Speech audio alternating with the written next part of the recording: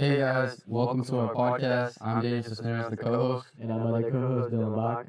Alright, so today we're going to be talking about something pretty cool, I like to say, Tangier Island. And we're going to talk more about Tangier Island. We're going to talk about its geohistory, its human history, its lifestyle, its culture, and threats. Alright, let's hurry this up, right? Oh yeah. Alright, so it's history. This is going to be a mouthful, so forgive us. We're trying to narrow it down. But overall, the Chesapeake Bay is what caused Tangier Island to be. So, the Chesapeake Bay, 10,000 years ago, was actually just one flowing river, the Susquehanna. Yeah, Susquehanna. And all that ice melted, and it actually just drowned the Susquehanna. Yep. And it drowned River Valley, something we learned in class. And on top of that, with all that water exceeding, the elevations increased, and basically all the highest points survived and showed up, which is the Tangier Islands and the Tangier Towns and everything around it. Like Smith Island, Tangier Island, Bloodsworth, those are all examples of islands in the Chesapeake Bay in that area. They're like 6 miles apart. Yeah, they're pretty close for, what's it called? Like Psychologically? Yeah. But yeah, that's basically how Tangier formed within Geographically. Oh yeah, geographically. Basically, that's how Tangier Island formed within like how it took basically Chesapeake Bay and it formed up basically. It took over thousands of years. However, human history is a little bit longer because we all know how like formations work. We know like tectonic plates, stuff like that. Yeah. But human history is different, and honestly, it's really cool. We're gonna like learn so much about it. It's gonna be a mouthful. But in the beginning, like in the 1500s, there were Native Americans all over America. This was pre-colonial times, and during these times, Native Americans were everywhere. They were in tribes, and in that area, that region, the Pocomoke Indians were actually in that Delmarva area, in that eastern shore area, and they would actually use islands, and Tangier was one of those islands as a source for food, right? Yep. Beautiful food. Oysters, shell mittens, there were like evidence that were left there. So, the evidence they traveled, the canoes? Oh yeah, and the big canoes, the canoes that they would use, they could like span to 6 feet all the way to 12. These canoes could hold, up to like 3 or 4 people. Or probably like 6 or 7, honestly. And also, Tangier just like had to. Tangier was mainly like a seasonal settlement area. Yeah, Tangier, the islands were typically used for different seasons. Yeah, like mainly in the summer, some people would actually live there for the summer since the weather was good and everything was really there. There was not any predators, and it was just like some plains basically. As an island, there's not much animals to be involved with on the ground. And overall, during the colonial time, so now we're moving a century, around the 1600s. So we all know who John Smith is. He's basically a big guy that was known around the DMV area or just like overall the Eastern Shore area where he actually adventured and documented almost everything. And basically, in one of his documents while traveling to the Chesapeake Bay in 1608, he actually spotted the Tangier Island along with the other islands. Yeah. And actually, it wasn't him that spotted it, but it was one of his crewmates. Yeah. And he named it after his crewmates. It was named the Russell Isles after the guy who, he's named it Russell, Dr. Russell, the doctor on the ship. You think the USS Russell is named after it? Honestly, I'm not sure. Washington and Lee is named after Washington and Could look that up later. Yeah. And then during like the 1970s, finally colonists had some ownership, and that just meant they could own the land in case they wanted to like build or do anything. And then after a century, like in the 1700s, this is when people actually started to live in here. And mind you, this is a small island. It's very isolated. There's not really bridges to go to the island. Everything's by boat. What time was this during?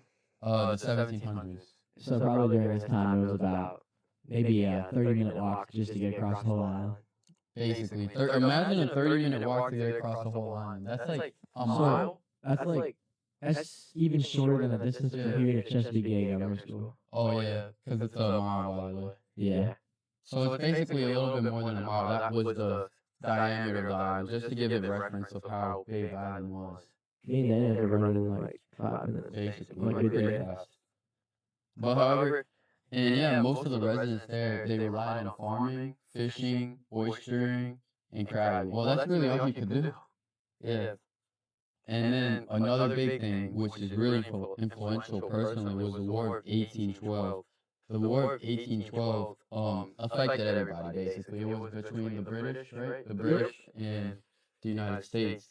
And sadly, the United Kingdom took over Tangier Island and they built a fort. And in that fort, it was called Fort Albion. It was built in 1814. And they did a loophole. It was basically a war tactic. What they did, because slavery was still a thing around this time.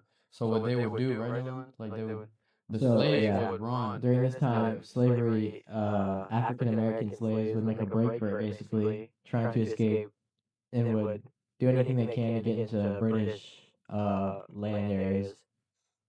Yeah, so like if you were a slave and if you wanted a way out, all you had to do, go to a British ship or a British fort and be like, hey, let me fight for y'all. Freedom.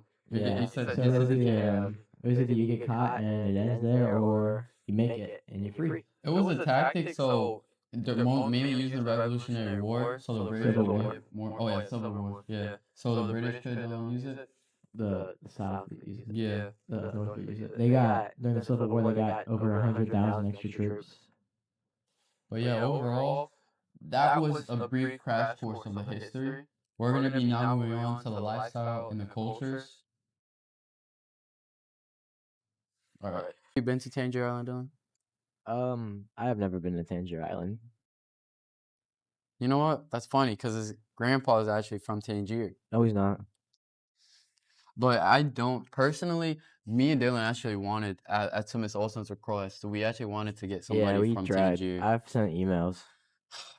Let's just say Let's just say they left me undelivered. it was really hard because we didn't really know anybody, and I guess They didn't want the to help mayor's us. too famous for us now. Yeah, Mr. Uskridge, or what's his name? I don't remember. Uskridge. He just didn't message us back. But overall, so what do Tangerians do right now, right? Tangerians? What is their term for them? Tangerians? I'm not sure. Wait, hold up. I'll look it up real quick. Yeah. But overall, so what they do right now, which is basically the same as forever, they don't farm no more because most of that land is now all houses. And there's not really a lot of land for farming. They're called tangerines. Are you serious? No, it's like tangerines. Whatever. No, look. So now modern day people, mainly the men, they're watermen. As you don't know already, Dylan, you know what a waterman is? I can guess. Is it someone that makes a living off water? Wow, right on the money. Hey. Right on the money. Yeah, basically most of the men, the way they support their finances, they crab, a lot of crabbing, oystering, fishing. That's a really big industry in the Chesapeake Bay within itself. All of that. Bevins. I don't know if y'all like Bevins. My dad loves Bevins. What's Bevan? It's the oyster company. Oh, I don't know. My gosh. He always comes up with a new bucket every day. But yeah, it's a lot of oysters. And then there's other things. But yeah, that's how usually everyone around the bay makes their life off of it. We'll explain this more in the next podcast. Oh, too. yeah. Especially on his part. Oh yeah. And then, but then what do the women do? What do the kids do? You know, that's another thing we should also note about. You know, The women and kids actually they get the same jobs as the men sometimes. sometimes Sometimes. there are water women. In terms of children, the children either raise like their moms or their dads, and they typically take on the same roles. Mm-hmm. The women's a lot of the time take on the roles at home because they don't have like stores there. Well, some, yeah, but majority of the women though, however, they just do like they just take care of the community. Yeah. While the men are out there fishing, they're out there making sure everything's straight. They Yeah, usually they'll- like lead. They'll be the ones community to make things. clothes, like do what you need without a store. Yeah, I think I came across a website. It was a woman from Tangier. She had a bakery. This is really tough. And then I guess they probably own partial restaurants, cook. Yeah. And that's really cool. I wish I could try the bakery. I looked at the photos. It's really good. I was kind of hungry. Tangier is very bland on restaurants and bakeries. Some. There's few, but There's only- it's mainly like community like owned. You know what I mean? There's There's not like a only- McDonald's in Yeah. Tangier. Don't go to Tangier and be like, you know what? I want a Subway. There's only one singular restaurant that's open in the crabbing off season. Yeah, in that's Tangier, true. Mm-hmm. and But they yeah, still sell seafood. and also some women they serve like as guides, Yeah, gift shops, or they're historians, or they just talk about overall Tangier in itself because they're basically living examples of Tangier and the Yeah. history because they live there all year. they live there. They know the history. Yeah. A lot of them relate back to it. Did we mention Tangier has a population? Hold on, I'm about to sneeze. Oh no. One eternity later. Tangier has a population around 400 to 500 people, which is basically our school's population. Yeah. So imagine our school of Westmoreland. We're 2A now, just barely, sadly. It's like 400. Just barely, maybe 400 people. Yeah, and that's basically the population of Tangier. So it's a small but yet dense community, and it's really close knitted. It's like They are very close knitted. it's like a good family. It's just like how me and him, Bro, what? It's like me, him, and Eric. honest. We're like a family. And then, and I was speaking about the people itself. Tangier has a beautiful culture. Since it's so like I'm guessing like a big family. Like I have a big family. On my mom's side, I have 8 aunts. So there's a lot of drama. I have a little family. Sorry, my parents, my mom could be mad. My mom was bad. She said show her the video after. But yeah, with big families, but as well as an overall good community, it's just you bond closer, especially when you suffer together. Overall, y'all get closer, and they're really isolated. I mean, they have news now, internet now, but before then, they were just like their own group, like their own basically their own sovereign identity. And I'm guessing, and that fun fact that their isolationist has their own dialect. Yeah, they have a mixture of Old English and the Southern accent of America. And I think it's actually because of like the British. I'm not It's- sure. Because you know the British you're talking about words. Yeah, and it's stuff. probably because it's obviously Old English and probably the British's accent making it kind of Southern. Because of during the war. But I'm not sure. Honestly, that would sound smart after watching it. And yeah, overall, the community is just we've seen a video of for me, I've seen a video from Miss Olsen. She showed of the SBN video. I really wanted to include that. Like, even though I just liked the overall thing, and it was just really nice. The video was basically SBN promoting them with their internet. They're like the #1 sports network. Evans Photography. Miss Olsen, I know you probably in class you've probably heard a lot about him, but personally, he probably highlights Tangier within itself. He's been interviewed.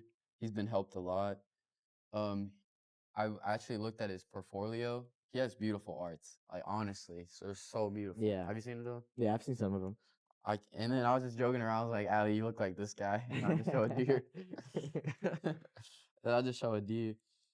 And overall, it just highlights Tangier is just a bonded family. It's really hard. Words can't describe it. You have to see it. You have to watch videos. You have to watch the documentaries. But it's something that you can just tell just by watching, interviewing everybody. They're just bonded together. And another thing, which is really culture, is how the political thing changed throughout time. Yes. Like, so a lot of people, they really love Donald Trump, okay? Yes. They really love They love Donald Trump. Donald Trump. You know, and I actually had to get this quote from the website. Honestly, this is what the mayor himself said, Yes. okay? They talk about a wall, we'll take a wall. Yes. OMG. Well, they do need a wall, and we'll let you know why. And when Donald Trump said climate change wasn't existing, they believed him They and they believe repeated him. it. They believe, and this will contradict in a few seconds. This completely contradicts. But overall, many people were Republican leaning, but during all what's going on right now, as we're gonna talk about, they started to switch up more Democratic and started to realize. All right, addressing the biggest elephant in the room, probably the most publicized thing about Tangier. It's me. Oh, It's actually Tangier Island is sinking, and honestly, it's becoming so bad of a problem that actually might have to relocate, and we're actually gonna talk about that on Dylan's side. That's my side. And it's sinking because of heavy erosion and sea level rise. And Dylan, why is that happening? It's caused because of climate change. Yes, climate change. First up. Or overall climate change as we know it. You burn things, fossil fuels in the air, they get trapped and they trap heat and they melt stuff and it causes sea levels to rise. That's basically a numbed down version. We don't want to explain too much in depth. Hopefully y'all know what it is. If y'all don't, oh well. Yeah. But overall, Getting this Olsen's class. yeah, even though the sea level is rising, it doesn't rise like 2 inches a year. It rises about 2 inches annually, yeah. Yeah, 2 inches annually. And you're probably thinking, Daniel, 2 inches, really? And honestly, I was thinking the same thing, but once you realize it, many of the coastal plain area is really sloped. Not lowly sloped. It's basically flat. So those 2 inches to stack up compared to like a steep cliff. Yeah. So even though it's by 2 inches, it just takes up so much land and it takes up a lot of land mass. For example, in the 1850s, Tangier actually lost 2/3 of its land mass due to erosion and everything else. And overall, there's a lot of projects out there. There's a lot of new things, programs ready to get. Yep. We're gonna talk more about that. But just to give y'all a scale, it would take 300 million to fully fix this problem. And there's a lot of problems that we can get in depth, like seawalls, but he's gonna do majority of that and more of the relocation. But overall, it just shows you the severity and the problems and the engineering it takes to do that. But overall, this is like the discussion, the last part. So we know the threats about it. This is my opinion about it, our discussion. What should Tangier do? As mentioned, they're very political, and honestly, they're kind of closed-minded, you know? They're very close-minded. Yeah, as we said, they wanted to build a wall. Yeah. Donald Trump. But yeah, anyways, personally, I think what is it? Knowing. Yeah, knowing the knowledge of knowing it. There's a word I can't think about it. But yeah, being aware, yeah. Because I feel like they've only seen it firsthand, but they haven't seen the data, and since they're so isolated, it's really like... On the island, they don't have much, like, scientists or much stuff to study. Yeah, and honestly, a lot of people actually leave because of the job and stuff. But yeah, personally, it's more awareness, and not just them, because it's not their fault why it's sinking. Actually, they're not doing nothing wrong. It's actually the whole world that's It's just, sinking. yeah, not enough people that know. Yeah. And personally, honestly, tubularly, I think, no, but I feel like it's gonna take way more than like reparations to fix it. Honestly, it's gonna take a lot. Totally, it might take a little bit. Alright, I got sorry, the transitions right here to chill out. But overall though, let's do it again. Alright, dude, what do you think about it? I'm just stealing the show on Alright, what do you think about the discussion. What do you think? Like, what should they do? Oh, what should they do? They should definitely, like you said, be more open-minded, and then they should be presented with their options. Oh yeah, no, their options. The thing is, like, they sound like it's a really good, close community, and overall, Tangier definitely can be worked just like Poplar Island, how they fixed it. Yeah. So yeah, I feel like if they put people into it, a lot of good things will happen. So basically, that's really it. I feel like overall, intelligence and being aware is probably the strongest tool out there. Yeah. Don't you think? And Tangier, as we know, let's do a summary to wrap everything up. Tangier was formed in the Chesapeake Bay. Yeah. There's a heavy history, a lot of history actually. We probably missed some. And their lifestyle, as we know, they work as watermen. Women also play influential roles, such as like community tourists, cooking, things like that. Domestic. And their culture, they have heavy, deep culture and strong dialect from the 17th European century, right? Because they're so isolated. Yeah, probably from what we think is the British when they had them, or Old English, which is a long time ago. Yeah, as I mentioned, like the War of 18 probably influenced it. But the main takeaway here, a big community that's connected together and combined is basically affected by environmental damage. And I think that's the best takeaway. And through not just them, but the whole world, it can be fixed. So yeah, guys, thank y'all for listening. This is probably part 1. This is me just talking about Tangier overall. He's gonna talk about the civilians. So I'm gonna bring up solutions. Alright, let's go. Thank you and goodbye. Yes.